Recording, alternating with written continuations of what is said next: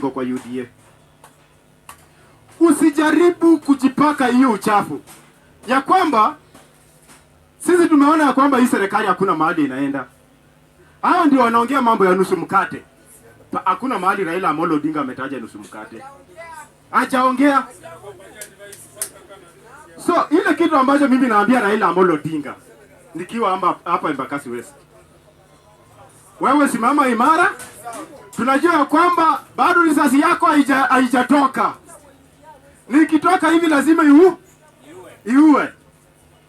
Ule mtu ambaye anasimama hapa, unaona hata juzi wakati walikuwa kwa matanga ya ule Mkami, hata Gachagua karibu ajikojolee. Alishindwa, sasa nitaanzia wapi? Kwa sababu chief in command amefanya nini? Na niliwaambia kwamba Raila Amolo Odinga is the fourth arm of the government. Na hiyo ni kitu inafaa kuwa unajua. Bila Raila Amolo Odinga in this government, hakuna pahali penye serikali inaenda. That's why in 2013 aliambia Uhuru, utanitafuta. Na akamtafuta. Saa hii Ruto ni ile hali tu ameshangaa ataanza wapi, lakini in real sense huyu jamaa amefinywa. Malizia mbunge wa Wachana. So mimi ningeomba ya kwamba kwa sababu ya ile muda speaker amenipatia ya kwamba Raila Amolo Odinga, Wachana na uchafu wa UDA, wacha sisi kama ni demonstration tufanye nini? Tuendelee. Asante. Okay, mpigie makofi tafadhali. Sasa tunaenda moja kwa moja kwa rais wa bunge la wananchi. Akaribishe rais wa bunge la wananchi Kenya mzima, tusikie ataongea nini, si ndivyo? Mpige makofi tafadhali. Rais, karibu. Wanabunge wewe. Wanabunge wewe. Wanabunge ria. Wanabunge timu.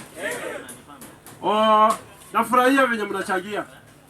Lakini lazima tujue baba kila wakati anakuanga mwaminifu na upenda amani. Baba ni mwaminifu na upenda kila wakati. Mali baba ameingia. Nasikia wengine wanasema hapa mali baba ameingia huwa inaharibika.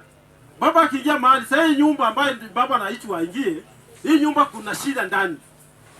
Amejaribu kuitatua, maana haitatuki. Haitatuliwi. Bila nani? Hii serikali yote baba alianza kuingia kwanza mwanzo mpaka mwisho. Kuna ile serikali baba aliingia karibu. Wale wapinzani wetu ambao huwa wanachukia baba akiingia mahali, ndio kila mara wanafanya nini? Wanapiga nduru. Baba akiingia pale, maendeleo ikianza, wanasema baba anafanya nini? Anafanya vizuri. So hata saa hii nakumbuka nani Uhuru Kenyatta akitoka kwa mazishi ya Magoa akiwa pale Vihiga.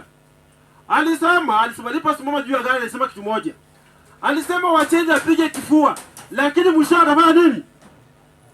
Mwisho atafanya nini? Ataitana. Mwisho atafanya nini? Ndio hii imefika wakati.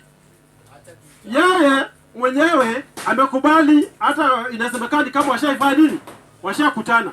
Lakini wale wa ndani ambao wanajua akikutana pale mazuri itatokea, hawataki mazuri ambayo baba atafanya nini? Enda kuleta pale. Sisi tunaambia baba hivi. Baba simama na wananchi. Baba hakikisha wananchi wamepata haki yao. Sisi kama tunataka ukienda hapo, saba ifanye nini? Saba ifunguliwe. Kabla tuongee kitu yoyote, saba ifanye nini? Ifunguliwe. Kwa hayo machache, nakaribisha rais wetu ili atupatie nini. Simame tukaribisha mama, mpige makofi na vigelegele tafadhali. Haya, karibu. Haya.